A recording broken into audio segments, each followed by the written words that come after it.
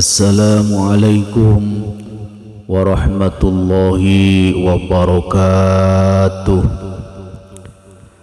Al-Fatihah. A'udzu billahi minasyaitonir rajim. Bismillahirrahmanirrahim. Alhamdulillahi rabbil alamin. Arrahmanir rahim. Maliki yaumiddin. Iyyaka na'budu wa iyyaka nasta'in. Ihdinas siratal mustaqim.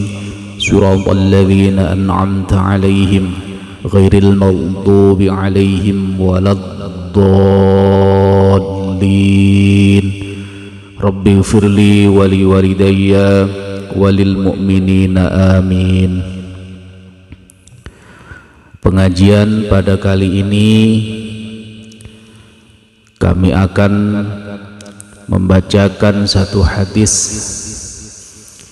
yang menganjurkan untuk menghidupkan malam Id atau malam hari raya, baik hari raya Idul Fitri atau hari raya Idul Adha.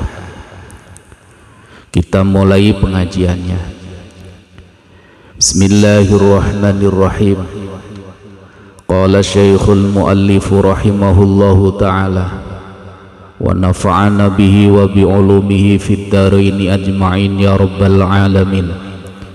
Qala rabbi israh li sadri wa yassir li amri wahlul 'uqdatam min lisani yafqahu qawli. Amin ya rabbal alamin. Bismillahirrahmanirrahim. An Abi Umamata, cinarito sangking Abu Umamah radhiyallahu anhu. Anin Nabi, cinarito sangking Kanjeng Nabi sallallahu alaihi wasallam. Kala ngendika sapa Kanjeng Nabi, ngendikane ngene, man utawi sing sapane wonge iku koma lamun ngedekake salat sapa man lailatayil idaini ing dalem wengine riyaya loro,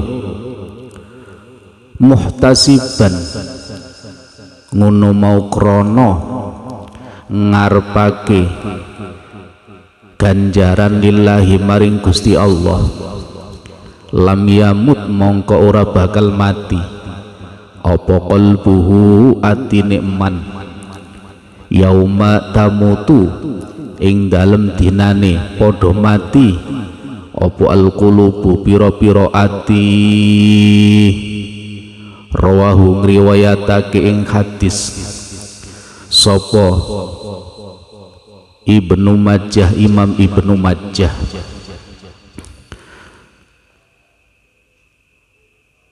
Dalam hadis lain diriwayatkan, man utawi sing sapane wonge iku ahya lamun ngurip-ngurip sapa man lailatayil idi ing dalem wengi lorone riyaya, artine Idul Fitri lan Idul Adha, lam yamut mongko ora bakal mati apa qalbuhu atine man yauma tamutu ing dalem dinane padha mati apa alqulubu piro-piro ati.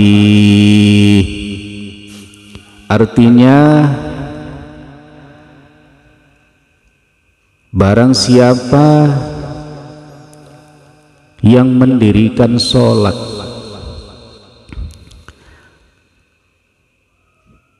Lailatul Idaini di dua malam dua hari raya, artinya di malam dua hari raya, yaitu yang dimaksud adalah Idul Fitri atau Idul Adha. Mendirikan sholat tadi muhtasiban lillahi, karena mengharap pahala dari Allah, mengharap keridhaan Allah. Lam yamut qalbuhu yauma tamutul qulubu, maka hati orang tersebut tidak akan mati di saat hati manusia ini semuanya pada mati. Nah itu dalam hadis mangqoma lailatul aidain. Kalau dalam riwayat lain dikatakan man ahya lailatul aidi, barang siapa yang menghidupkan 2 malam hari raya, yaitu hari Idul Fitri atau Idul Adha, maka hatinya tidak akan mati pada saat hati manusia di hari itu semuanya pada mati. Nah, hadis ini adalah menganjurkan untuk supaya menghidupkan malam Idul Fitri atau Idul Adha. Lah, orang yang menjalankan atau menghidupkan malam Idul Fitri atau Idul Adha ini hatinya dijaga oleh Allah supaya tidak pernah mati. Artinya hatinya hidup terus di saat hati manusia yang lainnya ini semuanya pada mati.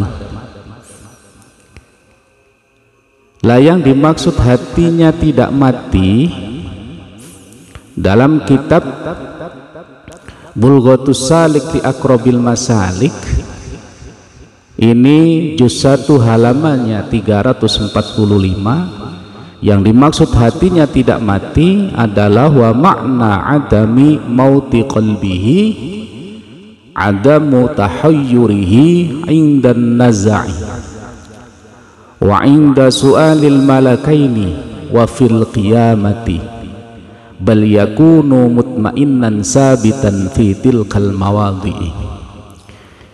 Yang dimaksud hatinya tidak mati yaitu adamu tahayyurihi indan naz'i, yaitu hatinya tidak bingung alias tenang pada saat menghadapi sakaratul maut.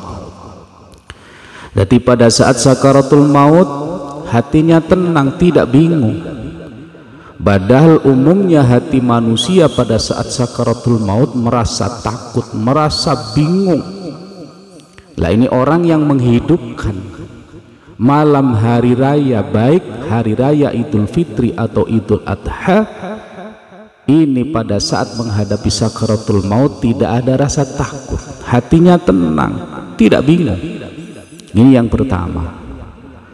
Wa inda su'alil malakaini, yang kedua, hatinya tenang, hatinya tidak takut pada saat di kuburan ditanya oleh kedua malaikat. Jadi begitu malaikat datang tidak takut, pada saat ditanya juga tidak ada rasa takut, hatinya tenang, anteng. Ini yang kedua.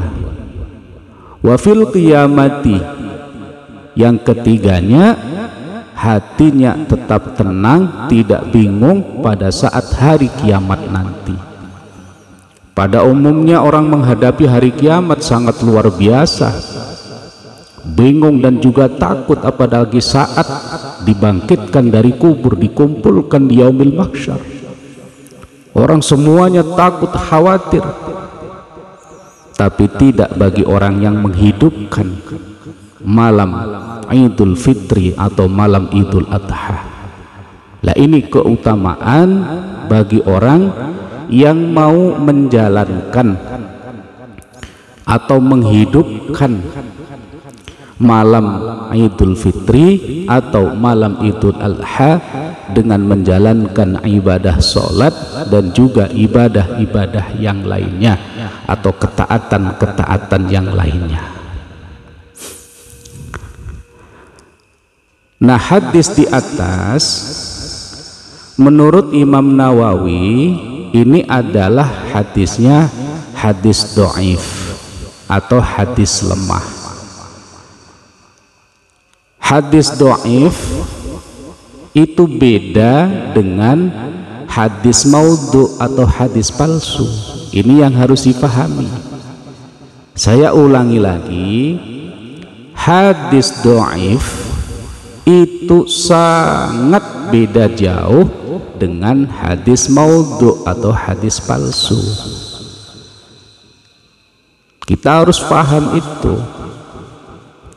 Makanya dijelaskan oleh Syekh Khalil bin Ibrahim dalam kitabnya Innal hadisad dha'ifa huwa fil asli mangsubun ilan nabiyil mustafal karim sallallahu alaihi wasallam bi khilafil mawdu' fahuwa makdzubun mukhtaliqun masnu'un, yang artinya hadis dhaif pada dasarnya itu dinisbatkan kepada Kanjeng Nabi Muhammad sallallahu alaihi wasallam, sangat berbeda dengan hadis maudhu atau hadis palsu yang merupakan satu kebohongan yang diada-adakan atas Nabi, atas nama Kanjeng Nabi Muhammad sallallahu alaihi wasallam. Makanya umumnya orang menyebutkan hadis dhaif adalah hadis maudhu, itu salah besar karena perbedaannya sangat jauh. Karena hadis dhaif itu ya hadis yang sampai ke Rasulullah, tapi dalam sanadnya ada orang yang lemah dalam riwayatnya.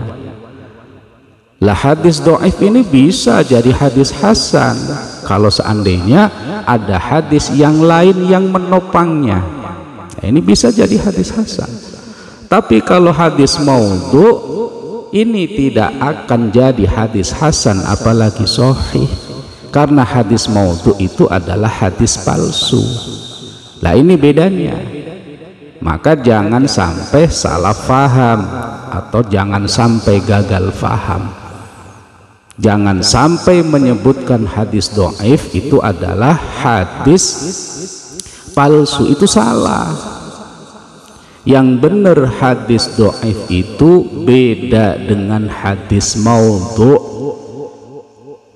Makanya para ulama sepakat, saya ulangi, para ulama sepakat tentang yang namanya diperbolehkannya menggunakan hadis dhaif dalam fadhailul a'mal.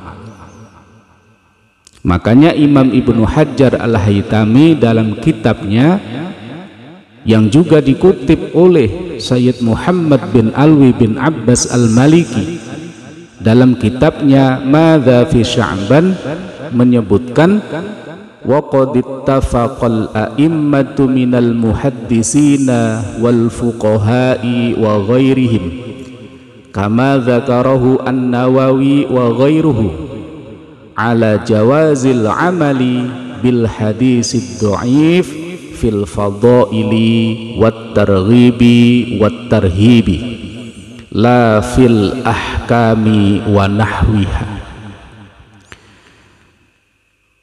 Makanya para ulama dari kalangan ahli hadis, saya ulangi lagi, ulama dari kalangan ahli hadis dan juga ulama dari kalangan ahli fiqih wa ghairihim dan juga ulama yang lainnya itu sepakat memperbolehkan beramal menggunakan hadis yang dhaif dalam fadhailil a'mal, keutamaan-keutamaan dalam beramal, dan juga boleh dalam hal untuk menganjurkan kebaikan dan juga diperbolehkan dalam hal ancaman keburukan. Ini ulama sepakat, saya ulangi, ulama sepakat, baik itu ulama ahli hadis atau ulama ahli fiqih dan juga ulama-ulama yang lainnya, sepakat bahwa boleh menggunakan hadis dhaif dalam fadhailul a'mal. Yang tidak boleh itu menggunakan hadis dhaif untuk menentukan satu hukum. Contoh misalkan menggunakan untuk ini halal haram atau untuk akidah, ini yang tidak boleh sebagai hujjah menggunakan hadis dhaif. Tapi dalam hal selain itu menentukan tentang masalah halal haram, terus masalah akidah. Selain itu diperbolehkan menggunakan hadis dhaif. Ini adalah kesepakatan dari ulama ahli hadis dan juga ulama ahli fikih dan juga ulama-ulama yang lainnya. Nah, ini disebutkan oleh Imam Ibnu Hajar Al-Haytami dan juga oleh Sayyid Muhammad bin Alwi bin Abbas Al-Maliki dalam kitabnya masing-masing. Maka yang harus dipahami sangat berbeda antara hadis dhaif dan hadis maudhu atau hadis palsu. Ini makanya jangan sampai menyebutkan hadis dhaif, hadis palsu. Salah. Hadis dhaif itu bukan hadis palsu. Jadi makanya sangat jauh perbedaannya. Lah makanya Imam Nawawi ini mengakui bahwa hadis tentang masalah menghidupkan malam Idul Fitri atau Idul Adha di atas tadi, mengakui Imam Nawawi ini adalah sebagai hadis dhaif atau hadis yang lemah. Akan tetapi Imam Nawawi tetap menyatakan boleh untuk diamalkan. Jadi makanya Imam Nawawi menjelaskan wastahabbas Syafi'i wal ashabu al-ihya'a al-madhkura ma'a anna al-haditha dha'ifun lima sabaqa fi awalil kitabi anna ahadits al-fadaili yutasamahu fiha wa yu'malu ala wifqi dha'ifiha. Kata Imam Nawawi, Imam Syafi'i dan para ulama Syafi'iyah atau ulama yang bermadhab Syafi'i menganjurkan untuk menghidupkan malam hari raya meskipun hadis dalam masalah ini statusnya dhaif. Itu kata Imam Nawawi. Karena hadis dhaif boleh dipakai. Seperti yang sudah dijelaskan tadi, kesepakatan para ulama boleh dipakai untuk fadhailul a'mal. Maka dalam madhab Imam Syafi'i kita sangat ditekankan agar memperbanyak ibadah di malam Idul Fitri atau malam Idul Adha, memperbanyak ketaatan-ketaatan, baik itu bersedekah, baik itu membaca takbiran, baik itu mendirikan sholat, memperbanyak zikir, membaca Al-Quran, dan juga amal-amal soleh yang lainnya. Ini adalah madhab Imam Syafi'i sangat menekankan agar yang namanya malam Idul Fitri atau Idul Adha diisi oleh amaliyah-amaliyah yang baik atau ketaatan-ketaatan kepada Allah Subhanahu wa taala. Makanya Imam Nawawi dalam kitab Al-Majmu' juz 5 halamannya 49 menjelaskan qala ashabuna yustahabbu ihya'u lailatal aidaini bisolatin aw ghairiha minat ta'ati. Artinya Imam Nawawi mengatakan para ulama madhab Syafi'i menjelaskan bahwa sangat disunnahkan agar menghidupkan malam 2 hari raya, artinya malam Idul Fitri atau Idul Adha, dengan memperbanyak sholat atau ketaatan yang lainnya. Jadi sangat ditekankan dalam madhab Imam Syafi'i untuk mengisi malam Idul Fitri atau Idul Adha dengan ketaatan-ketaatan kepada Allah Subhanahu wa taala sesuai yang dijelaskan tadi di atas, yaitu 2 hadis redaksinya hampir sama, hanya yang satu menggunakan koma, yang satu menggunakan ahya, sesuai yang kita bacakan di awal di awal pengajian tadi. Nah, itu tentang masalah anjuran untuk menghidupkan malam Idul Fitri atau Idul Adha, atau malam hari raya Idul Fitri atau malam hari raya Idul Adha. Nah sekarang ini kami akan menjelaskan adab hari raya, baik hari raya Idul Fitri atau hari raya Idul Adha, atau sunnah-sunnah saat Idul Fitri. Imam Ghazali dalam risalahnya yang berjudul Al-Adab Fid Din dalam Majmu'ah Rasail Al-Imam Ghazali, ini halamannya 437, ini menyebutkan tentang masalah adab-adab untuk menyambut hari raya Idul Fitri atau Idul Adha. Kita bacakan kitabnya. Bismillahirrahmanirrahim. Adabul Idi utawi tata kramane dina riyaya iku ihya'ul lailatin, ngurip-ngurip wengine kelawan ibadah, wal ikhtisalu lan atus fi sabihati yaumihi ing dalem isuke dinane Id, wa nadhafatul badani lan bebersih badan, wa tibur rohati lan nganggo wangen-wangen, wa idamatu takbiri lan ngelanggengake takbir atau takbiran, wa kasratu zikri lan ngekeh-ngekehake zikir, wasti'malul khusyu'i lan mergawe khusyuk atau bertingkah khusyuk, wat tasbihu lan maca tasbih, walhamdulan maca hamdalah atau alhamdulillah, baina tadau fit takbiri ing dalam antarane bolak balike takbir utawa tikele takbir,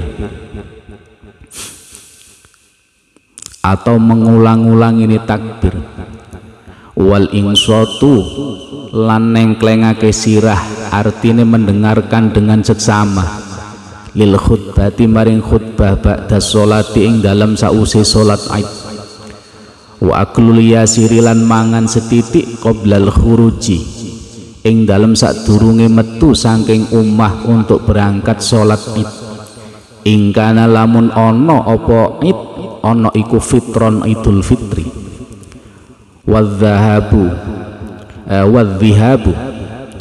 lan budal fitorikin ing dalam dalan, warujuulan bali ning omah fi ukhra ing dalam milih jalan kang liya, wal insirafu lan bubaran bil isfaki kelawan praupan ramah, khaufal ghibati krana wedi den rasani.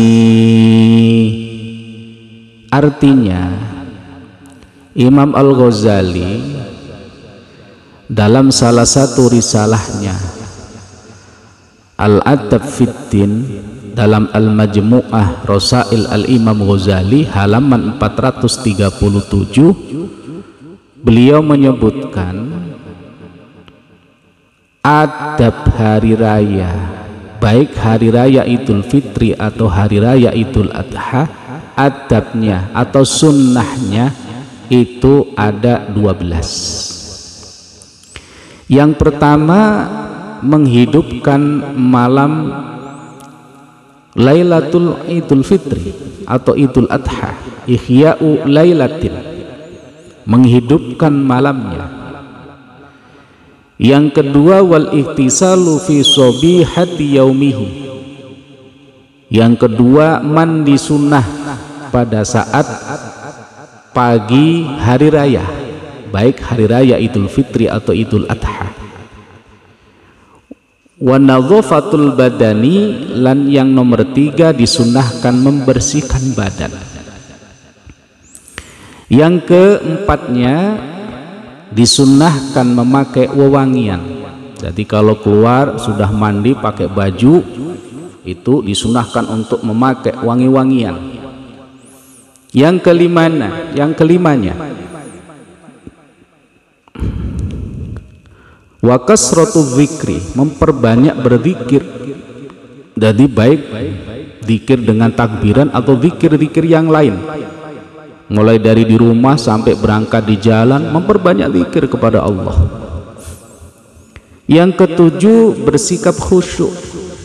Jadi tidak boleh jelalatan kemana-mana, khusyuk sebagai rasa syukur karena kita sudah lulus bisa puasa dan ibadah di bulan Ramadan. Yang kedelapannya, disunahkan membaca tasbih dan hamdalah di antara takbir yang diulang-ulang. Jadi begitu saat takbiran ini, di sela-selanya kita membaca takbir, membaca tasbih dan juga membaca hamdalah. Yang kesembilan, mendengarkan khutbah dengan khusyuk yang dilaksanakan setelah sholat Id. Jadi begitu sholat jangan langsung bubar, tapi kita mendengarkan khutbah yang disampaikan oleh khatib, mendengarkan dengan seksama. Ini adalah disunahkan. Nah, yang ke-10, disunahkan menyantap makanan yang ringan. Jadi enggak makan banyak, enggak. Sunnahnya menyantap makanan yang ringan sebelum meninggalkan rumah untuk berangkat sholat. Kalau itu pada saat Idul Fitri itu disunahkan. Kalau Idul Adha enggak, langsung saja. Tapi kalau Idul Fitri disunahkan makan dulu. Nah ini. Yang ke-11, berangkat melewati jalan yang berbeda nanti pada saat pulangnya. Jadi kalau berangkat misalkan lewat jalan A, nanti pulangnya sunahnya lewat jalan B. Jadi tidak dengan jalan yang sama, kita lewat jalan A berangkatnya, pulangnya jalan A, enggak. Tapi berangkatnya lewat jalan A, pulangnya lewat jalan B. Ini contoh. Jadi tidak sama jalan yang kita pakai pada saat berangkat sholat itu, antara berangkat dan pulang ini jalannya berbeda. Ini disunahkan. Yang ke-12 atau yang terakhir, disunahkan ini bertegur sapa dengan keadaan muka ini ramah tamah, senyum ramah tamah, jangan cemberut. Khaufal ghibati, kalau kita cemberut pada saat hari raya, bersengut, tidak ada senyum, tidak ada ramah, ini khawatir jadi bahan gunjingan. Khaufal ghibah, dikhawatirkan digunjing sama orang.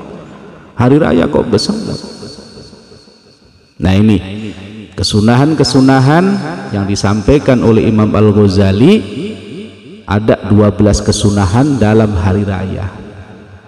Nah ini adalah pengajian pada kali ini, yaitu pertama tentang dianjurkan menghidupkan malam Idul Fitri atau Idul Adha dengan hadis-hadis yang sudah kami bacakan dan juga keterangan ulama yang sudah kami jelaskan di atas.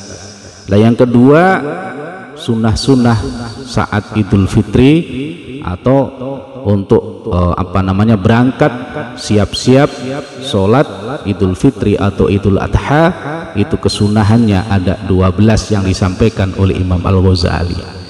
Nah itu mungkin pengajian pada kali ini, mudah-mudahan pengajian ini bermanfaat untuk kita semuanya, wabil khusus untuk keluarga kami.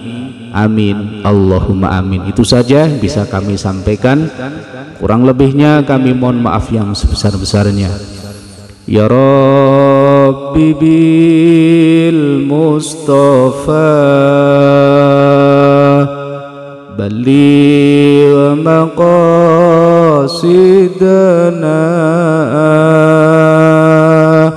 waghfir lana ma ya wasi'al karami usikum wa nafsi bitaqwallah wallahul muwafiq ila aqwamit thoriq. Wassalamu alaikum warahmatullahi wabarakatuh.